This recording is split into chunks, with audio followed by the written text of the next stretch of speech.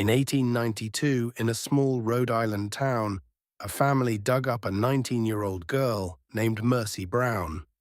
They opened her grave, they searched her body, then they cut out her heart, burned it on a nearby stone, and mixed the ashes into a cure for her dying brother. They were not trying to punish her. They believed she was killing him from beyond the grave. And this did not happen in medieval Europe. It happened in New England. More than 200 years after the Salem witch trials, another kind of fear moved through New England.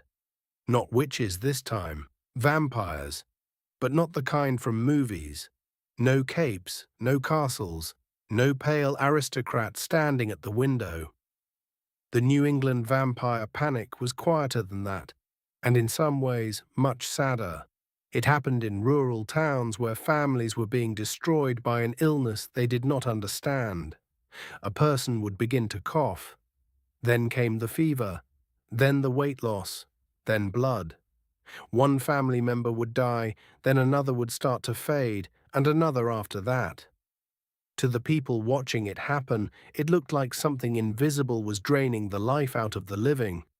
And sometimes they decided that the thing doing it was already buried in the family graveyard. At the time, the disease was called consumption. Today we know it as tuberculosis.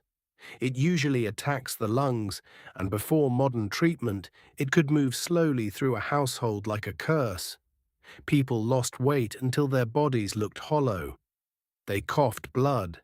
Their skin changed color. They weakened over months, sometimes years.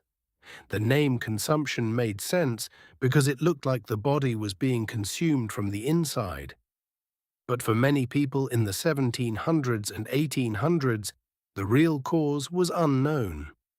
Germ theory was not part of everyday life in these isolated farming communities.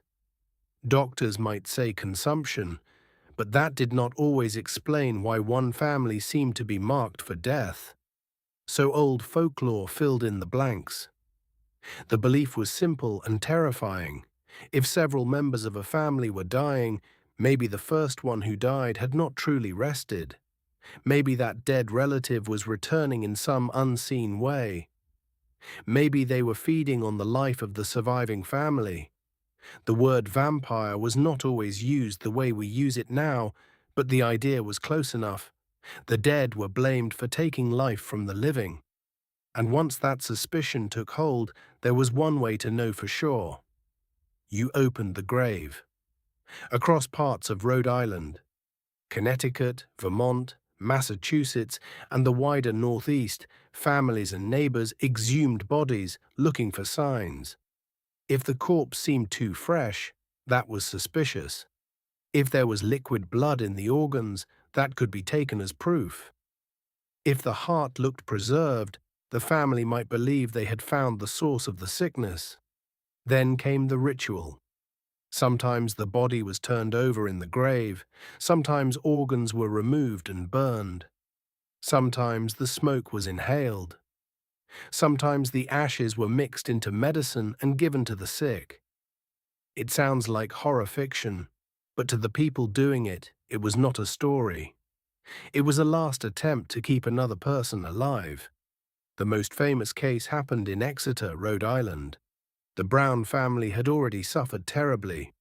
George Brown's wife had died of consumption. Then his daughter Mary Olive died. Then, in January of 1892, his 19-year-old daughter, Mercy Lena Brown, also died. Soon after, George's son Edwin was sick too. By then, the family had watched the same disease take one person after another. And in a small community with more fear than answers, people began to suspect that one of the dead was responsible. In March of 1892, locals went to Chestnut Hill Cemetery. They exhumed members of the Brown family. Mercy's mother and sister had been buried long enough that their bodies had decomposed as expected. But Mercy was different. Her body appeared unusually preserved. To the people gathered there, that was enough to make her suspicious. But there was a natural explanation. Mercy had died in winter, and her body had been kept above ground in cold New England weather before burial. The cold helped preserve her remains. The people in the cemetery did not accept that as the full answer. They removed Mercy's heart and liver. Then they burned them.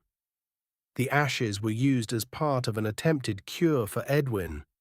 Imagine the scene without the legend attached to it. A grieving father, a dying son, a dead daughter. Neighbors standing in the cold, convinced that if they could just destroy the right organ, they might stop the thing killing the family. That is what makes this story more disturbing than a normal vampire tale. There is no monster stepping out of the dark. There is only a community trying to fight disease with the only tools fear has left them. And the cure failed. Edwin Brown died a few months later. Mercy had not been feeding on him. No one in that graveyard had been. The real killer was tuberculosis. The Mercy Brown case is famous, but it was not alone. In South Woodstock, Vermont, a young man named Frederick Ransom died of tuberculosis in 1817. His father, afraid that Frederick might prey on the rest of the family from the grave, had him exhumed. Frederick's heart was burned on a blacksmith's forge. In Jewett City, Connecticut, reports described similar fears in the 1800s. Even Henry David Thoreau mentioned a vampire-related exhumation in his journal in 1859. So this was not just one strange local rumor, it was a pattern. When consumption moved through a family, grief created a question. Why us? Why again? Why does death keep coming back to this house? And before people could see bacteria under microscopes, before treatments could stop the disease, the answer sometimes came from the grave. That is the darkest part. The bodies were not opened because people were evil. They were opened because the living were desperate. A preserved body became evidence. A heart became a suspect. A dead child became the thing a family blamed because blaming nothing was too unbearable. Today, tuberculosis is understood as a bacterial disease, often caused by Mycobacterium tuberculosis. It spreads through the air. It usually affects the lungs. Without proper treatment, it can be fatal. But in the 19th century, that knowledge was not available to the people standing in those cemeteries. So the New England vampire panic shows us something uncomfortable about fear. When people do not understand what is killing them, they still need a story. They need a cause. They need a target. And sometimes the target becomes someone who can no longer defend themselves. Mercy Brown was only 19. She was not a vampire. She was a tuberculosis victim. But after death, she became part of a ritual meant to save someone else. That is why her story lasted. Not because it proves vampires were real, because it shows how real grief can create monsters. The New England vampire panic was not really about vampires. It was about illness moving faster than understanding. It was about families watching the same symptoms return again and again, until death felt personal. It was about people standing in frozen cemeteries, opening graves, and hoping that fire could do what medicine could not. Mercy Brown did not drain the life from her family. Tuberculosis did. But for one terrible moment in New England history, the living looked at the dead and saw the only explanation they had left. And that may be the most human horror story of all. If you want more strange stories from the darker corners of history, subscribe.